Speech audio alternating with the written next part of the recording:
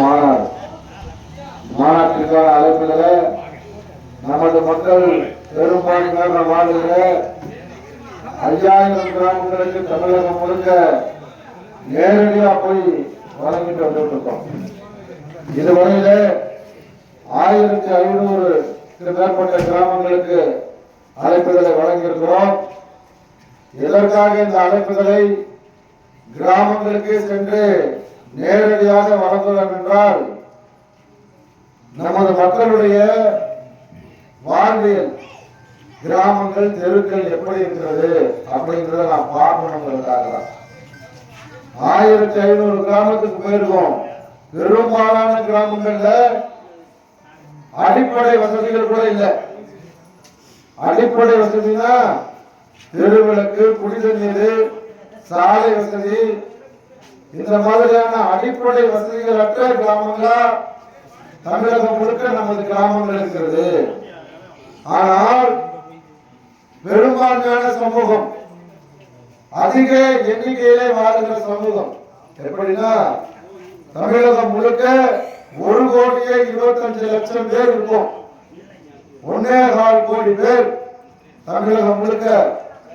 அதுல வாக்களிக்க தகுதியுடையவர்கள் முத்தரையர் ஓட்டர்ஸ் அப்படின்னு பார்த்தா 80 to 90 லட்சம் பேர் இருக்கிறோம் தமிழகம் முழுக்க.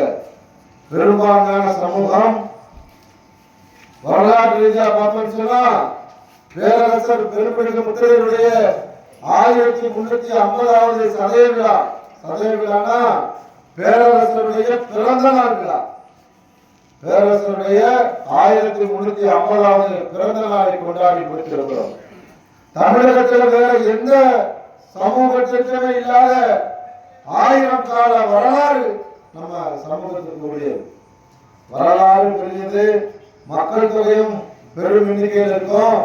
அப்படி இருந்தும் கூட தமிழகத்தை ஆளக்கூடிய 2 திராவிட கட்சிகள் அதிமுகவும் திமுகவும் இந்த மக்களுக்கான அடிப்படை தேவையை கூட பூர்த்தி செய்யாமல் இருப்பதற்கு என்ன காரணம் அப்படின்னு பார்த்தா நாம மாநாடுங்கிற பேர்ல பெரும் கூட்டம் கூடுவதில்லை.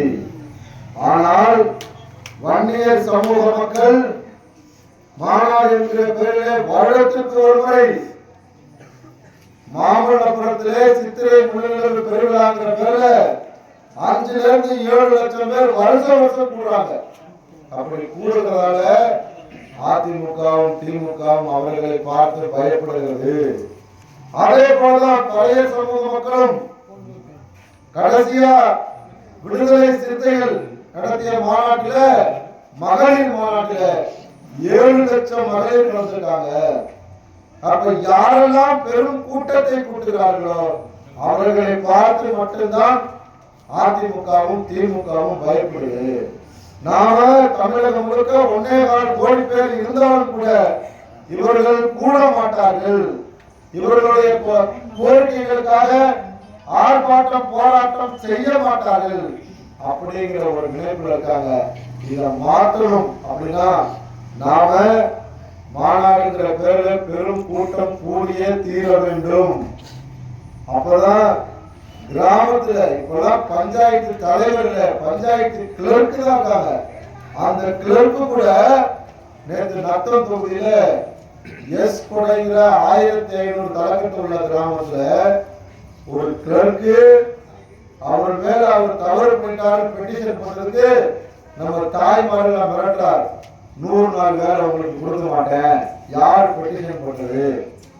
அப்ப 1500 குடும்பத்தை பார்த்து கூட அந்த கிளர்க்கு பயம் இல்லைன்னா நாம ஒற்றுமையா இல்லைன்னு அர்த்தம்.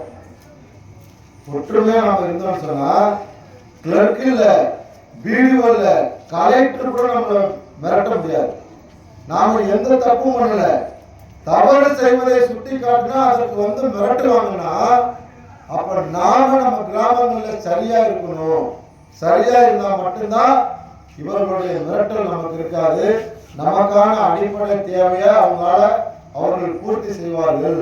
அதே மாதிரி ஏதாவது நமக்கு தேவைன்னா உடனடியா மனு கொடுக்கிறது, அதை தொடர்ச்சியா ஃபாலோ பண்றது, அடுத்து அது சம்பந்தப்பட்ட அதிகாரியை கண்டிச்சு ஆர்ப்பாட்டம்னு சொன்னா தாய்மாரெல்லாம் பெருந்திரளா போய் கலந்துக்குங்க.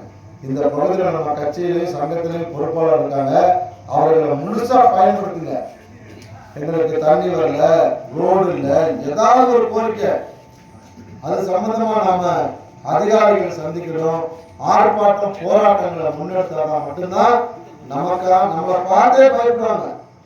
இல்லைன்னு வச்சுங்களேன், இவன் ஓட்டு மட்டும்தான் போடுவான், எந்த கேள்வியும் கேட்க மாட்டான், ஆர்ப்பாட்டம் போராட்டம் செய்ய மாட்டாங்க அப்படின்னு எந்த அதிகாரிக்குமே பயம் இல்லாம போச்சு. நத்தம் தொகுதியில ஒரு வனத்துறை அதிகாரி நம்ம பொறுப்பாளரை மரியாதை குறைவா பேசிட்டாருன்னு அவரை மன்னிப்பு கேட்க வச்சோம். மக்களை திரட்டி மன்னிப்பு கேட்க வச்சோம். ஒரு கிராமத்துல கோவில்ல பொங்கல் வைக்கிறதுக்கு போய் விறகு கொஞ்சமா எடுத்ததுக்கு 30,000 ரூபாய் ஃபைன். யார் கூட்டிட்டு போய் ஃபைனை வாங்கி கொடுக்குறா? நம்ம நம்பிட்டு இருக்க பாருங்க, அதிமுக காரங்களும் திமுக காரங்களும் இவருக்கு 30,000 ரூபாய் ஃபைன். நம்ம போயிருந்தோம் வச்சுக்கோங்க, ₹1 ஃபைன் இல்லாம அவங்களை வெளியே கொண்டு வந்துருக்க முடியும். அப்படிதான் தமிழ்நாடு முழுக்க நாம களத்துல தம்பிகளை வேலை செய்ய வச்சிருக்கோம். இந்த அமைப்பு மட்டும்தான், எத்தனையோ அமைப்பு இருக்கு தமிழ்நாட்டுல இந்த மக்களுக்காக வேலை செய்யறேன்னு. ஜாதி சங்கங்கள் நிறைய இருக்கு நம்ம சாதியில. யாரும் தேர்தல் நேரத்தை தவிர மற்ற நேரத்தில் இப்படி வந்து பேச மாட்டாங்க, மாநாடும் நடத்த மாட்டாங்க. இது 3வது மாநாடு. உங்களுக்கு தெரியும், மதுரையில தென்னகமித்திரனும் வளையர் வாழ்க்கை மாநாடு நடத்தி தென் தமிழகத்தில் இந்த மக்கள் பெரும்பான்மையாக இருக்காங்க நிரூபிச்சு காட்டியது வீரமுத்திரையர் முன்னேற்ற சங்கம். அந்த மறந்துடாதீங்க, தென் தமிழகத்திலே நம்ம இருக்கோம். அப்போ வளையர் புனரமைப்பு வாரியம் இந்த மக்களுடைய நீண்ட நாள் கோரிக்கை. வளையர் புனரமைப்பு வாரியத்தை அப்போதைய முதல்வர் எடப்பாடி பழனிசாமி அவர்களை அறிவிக்க வச்சு அதற்கான அரசு ஆணையை வாங்கி கொடுத்ததும் வீரமுத்திரையர் முன்னேற்ற சங்கம் தான். இப்படி இந்த மக்களுக்காக உண்மையா பயணிக்கிறவங்கள நீங்க உங்கள் தேவைகளுக்காக பயன்படுத்திக்கணும். ஏதோ அமைப்பு சொன்னா வந்து பேசினா மாநாட்டுக்கு போனா போதும், அப்படி அல்ல. உங்களுக்காக தான் நாங்க இருக்கோம். அதிமுகவோ திமுகவோ பிஜேபியோ காங்கிரஸோ இந்த சாதி மற்ற சாதிக்கு பிரச்சனைனா களத்துல நிற்பாங்க, நமக்கு ஒரு பிரச்சனைனா களத்துல நிற்க மாட்டாங்க, ஆர்ப்பாட்டம் போராட்டத்துக்கு வர மாட்டாங்க. இந்த தமிழர் தேசிய கட்சியும் வீரமுத்திரையர் முன்னேற்றம் தான் உங்களுக்காக நிற்போம். அதை மறந்துடாதீங்க. வர ஜனவரி 25 ஒரு பெரும் கூட்டம் கூடணும். இந்த மாநாட்டுக்கு பேரு முத்திரையர்களின் அரசியல் அதிகார மீட்பு மாநாடு. நான் பெரும்பான்மை இருக்க பஞ்சாயத்துல நான் தான் பஞ்சாயத்து தலைவரா வரணும். நான் பெரும்பான்மை இருக்க சட்டமன்ற பாராளுமன்ற தொகுதியில நாங்கள் தான் எம்எல்ஏவா எம்பியா வரணும். இதுதான் கோரிக்கை.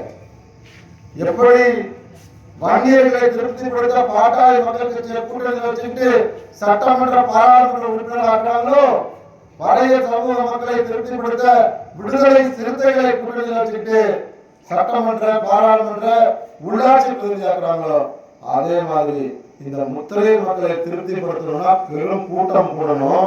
இவங்க ஆர்ப்பாட்டம் போராட்டம் செய்வாங்க, அரசியல் அதிகாரத்துக்கு வர நினைக்கிறாங்க. விட்டோம்னா போச்சு. இவர்களை நாமளும் கூட்டணியில் சேர்த்துட்டு இவங்களை எம்எல்ஏவா எம்பியா உள்ளாட்சி பிரதிநிதி ஆக்கணுங்கிற ஒரு நிலையை உருவாக்கணும்னா நாம ஒரு 5 லட்சம் பேர் கூடனா மட்டும்தான் மாற்றம் வரும். இது உங்களுக்கான மாநாடு. இதில் நாங்க கட்சியை வளர்த்துக்கிறோம் அப்படியெல்லாம் கிடையவே கிடையாது. எத்தனையோ நிகழ்வு இருக்கு, எத்தனையோ பொதுக்கூட்டங்களை, பாராளுமன்ற தொகுதி மீட்பு மாநாடுகளை, சட்டமன்ற தொகுதி மீட்பு மாநாடுகளை இடப்பங்கீடு எங்களுக்கு உரிமைங்கிற பேரால் நடத்திருக்கோம். நமக்கு கூட்டம் சேர்க்கிறது ஒரு வேலை இல்லை, பெரிய விஷயம் இல்லை. உங்களை வச்சுதான் நாங்க இந்த கட்சியை பெரிய லெவலில் கொண்டு போகணுங்கிறதும் இல்லை. மக்களுக்கான எல்லா நிகழ்வையும் நாங்க இருப்போம். நீங்களும் எங்களுக்காக இருக்கணும். கோழிகளை நம்பாதீங்க. எத்தனையோ பேர் வருவான் தலைவர் தேர்தல் நேரத்துல, அவனுக்கு ஓட்டு போடு இவனுக்கு ஓட்டு போடுன்னு சொல்லிட்டு போயிடுவான். நம்ம அப்படி இல்லை.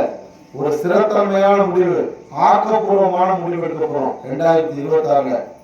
எப்படி பாட்டாளி மக்கள் கட்சி விடுதலை சிறுத்தைகள்லாம் தமிழகம் முழுக்க அறியப்படுகிற கட்சியா வருதோ, அது மாதிரி முத்திரையுடைய கட்சியாக இருக்கக்கூடிய தமிழர் தேச கட்சியும் தமிழகம் முழுக்க அறியப்படுகிற எந்த முதலமைச்சர் இருந்தாலும் அப்பாயின்மெண்ட் இல்லாம சந்திக்கிற ஒரு நிலைக்கு நாம அடுத்த கட்டத்துக்கு போக போறோம்.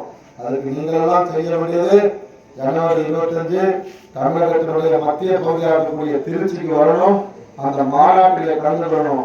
மற்றதெல்லாம் நாங்க பேசுவோம். நாங்க பெரும்பான்மை சமூகம்னு சொல்லுவோம். எங்களுக்கான அரசியலை எங்களிடமே கொடுன்னு கேட்போம். நீங்க வந்து நின்னா மற்ற விஷயங்கள் நம்ம தம்பிங்க பேசுவாங்க. தவறாம அந்த மாநாட்டில் கலந்து கொள்ளுங்கள். இந்த கிராமத்திலே, இந்த முத்தரையர் நகரிலே இந்த நிகழ்வை ஏற்பாடு செய்த கிராம பெரியவர்களுக்கும், ஒத்துழைப்பு நல்கிய தாய்மார்களுக்கும், இளைஞர்களுக்கும் வீர முத்தரையர் முன்னேற்ற சங்கத்தின் சார்பிலும் தமிழக சங்கத்தின் சார்பிலும் நெஞ்சமிருந்த நன்றியை தெரிவித்துக் கொண்டு விடைபெறுகிறேன். நன்றி, வணக்கம்.